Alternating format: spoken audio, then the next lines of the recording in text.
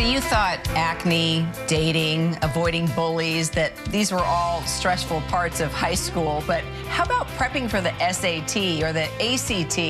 I mean, it was a time of anxiety for so many of us because those tests so many times determined if we got into our dream school. But now there's this ongoing debate within the college admissions process at a lot of schools, including Ivy League Columbia University right now, that these tests should just be optional for applicants. In fact, just 2 years ago, the California State University system, the largest university system in the nation, announced that it will permanently switch to test-free admissions. Well, some of the reasons that a lot of people want to get rid of these standardized tests are greater than just not wanting to take a test itself, but rather to level the playing field for college admissions, something that standardized testing was originally created to do. Executive Director of the National Center for Fair and Open Testing, otherwise known as FairTest, Harry Fader, joins me now with his take on all of this. I'm curious, how did you do? Did you take the SAT or the ACT, Harry? Oh, funny question. The SAT a long time ago. Yeah, and so did I. Yeah. And I'm not even going to tell you what my score was, but clearly I did okay. Yeah, I did fine too. Yeah.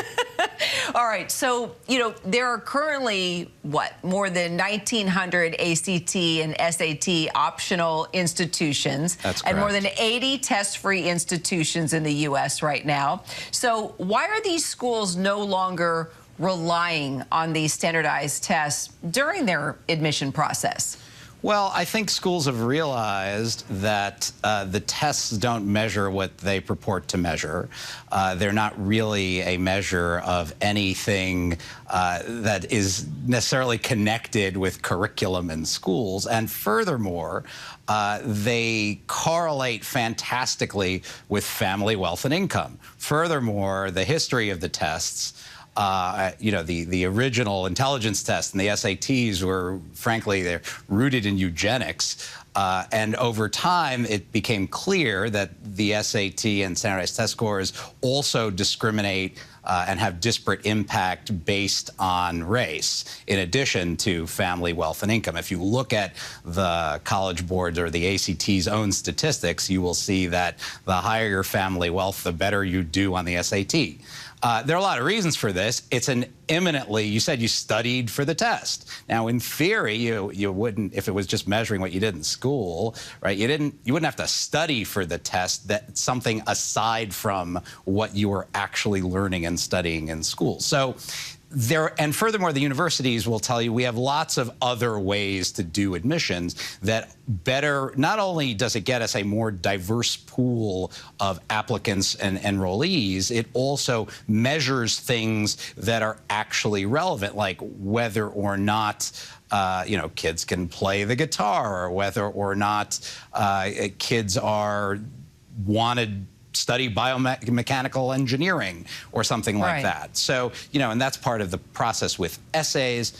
And just in terms of academic performance, the statistics will tell you that grades are a much better measure of performance in school. And the data on standardized tests show that at best they add a very, very small marginal additional element of, you know, what we would call predictive validity as to how kids do in college. And it's just not worth it because you get enough with grades.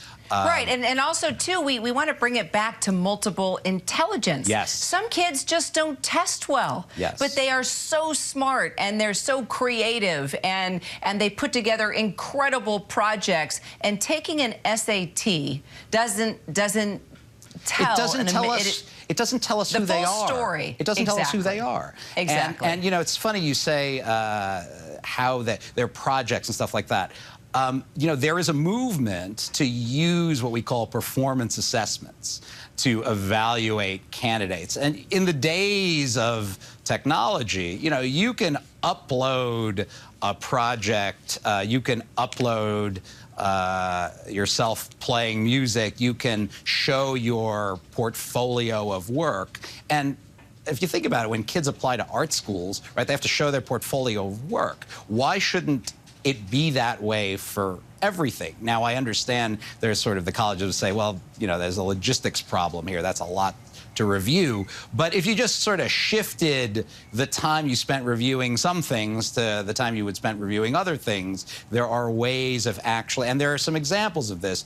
The University of Michigan Business School, for example, they use a performance assessment process where applicants actually have to, do a business school type case study. And what they're showing with their applicant pool now, once they've gone towards this performance assessment and away from just using standardized tests, is they're getting a more diverse pool of applicants. They're also getting kids who then go on to sort of do more different things with their undergraduate business school degree. Just one final thought quickly, because we've got to wrap things up. Basically, standardized testing over the years, and you've studied this, you've researched it, bottom line, does not measure someone's aptitude for college and how successful they're going to be in life, period, right? I couldn't have said it better myself, Carrie. Perfect way to wrap up this segment. I wish this was going on back when I was applying to colleges. It probably would have changed my life, Harry. Well, Harry Fader, thank you so much. Great discussion. Appreciate you so much. All right. Take care. Takes the stress off of raising my kids and thinking about college now.